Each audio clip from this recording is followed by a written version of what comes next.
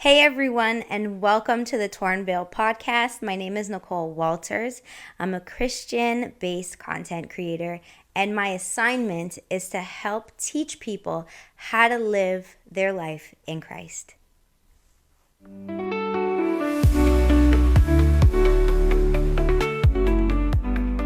So, this is my first video, and I always laugh because of how long I put this off for. I always knew that I was supposed to do something like this for years, and I ran. I put so much time and effort into other spaces and other things.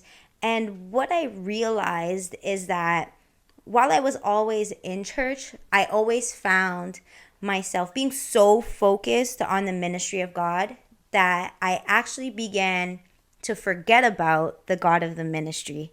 And so it was such a profound thing for me to realize about myself.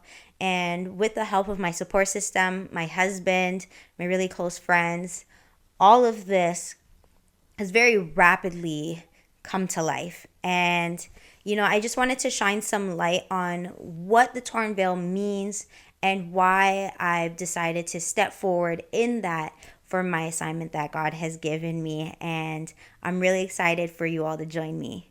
So, story time.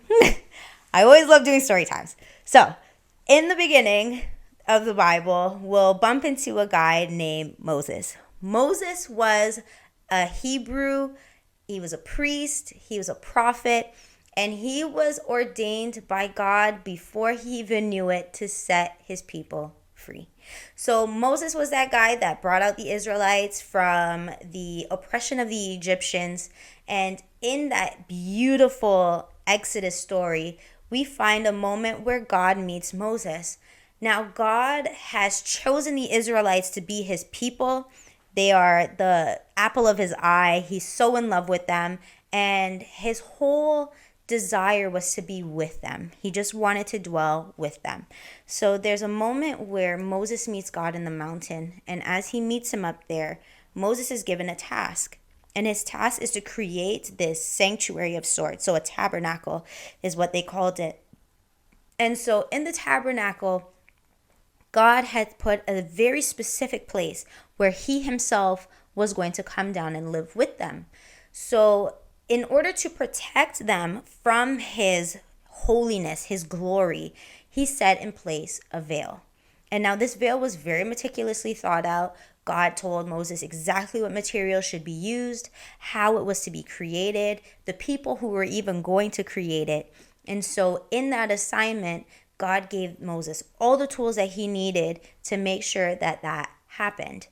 Now, the whole purpose of it, again, was to create a barrier between God's holiness and his people, but it also gave a place for God to be, right? So now we're going to fast forward thousands of years, maybe and some, and then we bump into a man named Jesus.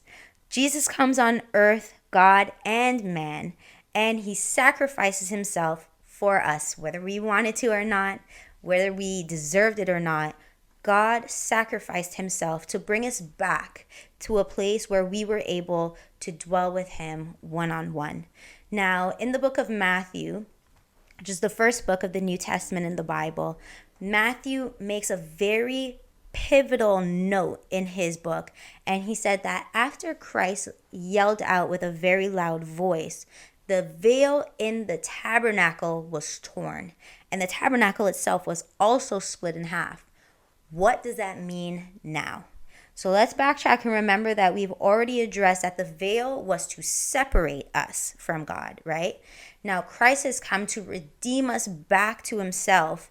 And in that redemption process, he tears the veil, which means that he has now given access to us to be able to come to him and to be able to ask our questions, to be upset and be able to address him boldly with reverence. Let's get that clear. With reverence. Okay? And so in all of that, we find this beautiful place and time where we're all existing right now, where we ourselves can go to Christ boldly and be with him face to face, spiritually speaking. And that we can be with him and be able to commune with him.